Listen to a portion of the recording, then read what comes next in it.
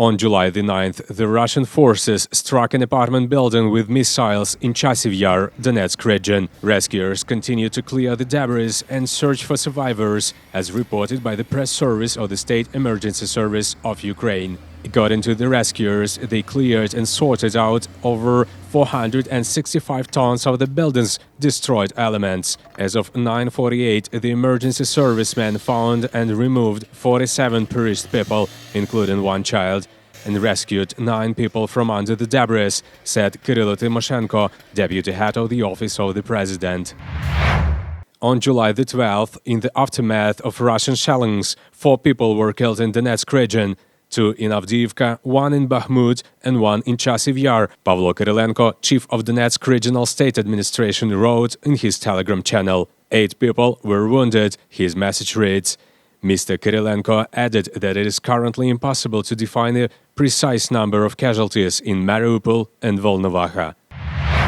The Russian military constantly shells the entire free territory in Donetsk region. Bakhmut district is suffering the most, according to Pavlo Kyrylenko, the chief of Donetsk Regional Military Administration. Early on July the 13th, the Russians inflicted 2 missile strikes on New York. They hit near a kindergarten. In Zvanivska territorial community, shellings don't stop. Last day, 5 houses were damaged in Verkhnyokamyensk and 2 in Zvanivka. Mr. Kyrylenko noted that 1 house was totally destroyed in Siversk and 1 more was damaged. Kramatorsk district is also under fire. According to him, there was a missile strike in Kramatorsk in the morning. The Russian hit an industrial area. 3 missile strikes dealt on Konstantinivka, leaving 1 person wounded.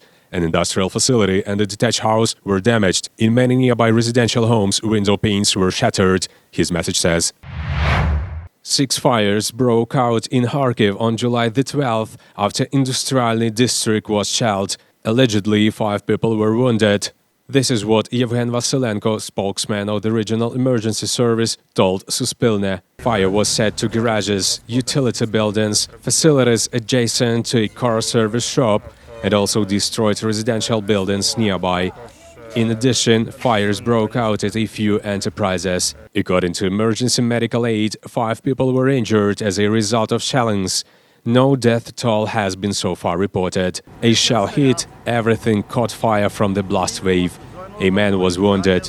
Fragments hit his arm and chest. The strike ruined a residential house. 2 people had been inside, Alexander's mother and brother. My brother is in surgery right now, and I'm not sure about my mom. I just know she was taken to the hospital. Now it's like this, a ruined life. During the day of July the 12th, the Russians shelled from their territory Shalyginsk, Bilopilsk, Znop-Novhorodsk and Krasnopilsk communities. There are no injured people. There is the destruction of a civilian building, reported the Sumy Regional Military Administration. This is my room, this is my chair, here are books on math, I read Harry Potter too.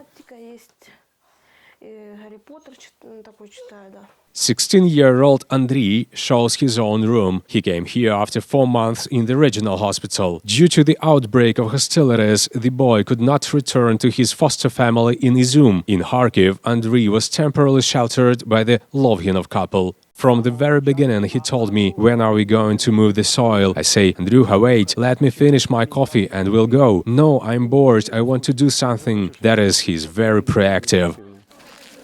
Hi.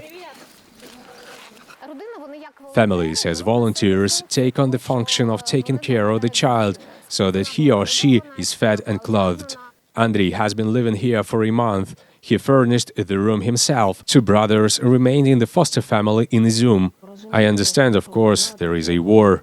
Mostly I think of my brothers. Anton is 17 years old and Pasha is 14 years old. They get a mobile connection, but very rarely. This year, Andriy finished the 9th grade, but did not receive a certificate. He works with tutors during the holidays. He says he's fond of history. I would like to be probably a person engaged in excavations or a historian.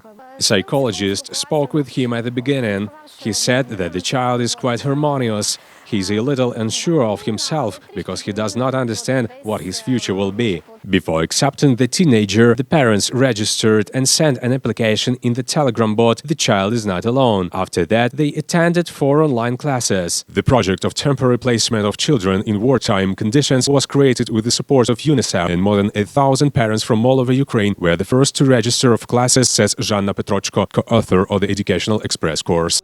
During the war, we must do everything to ensure that no child is placed in an institution, because in the institution the child is even more afraid.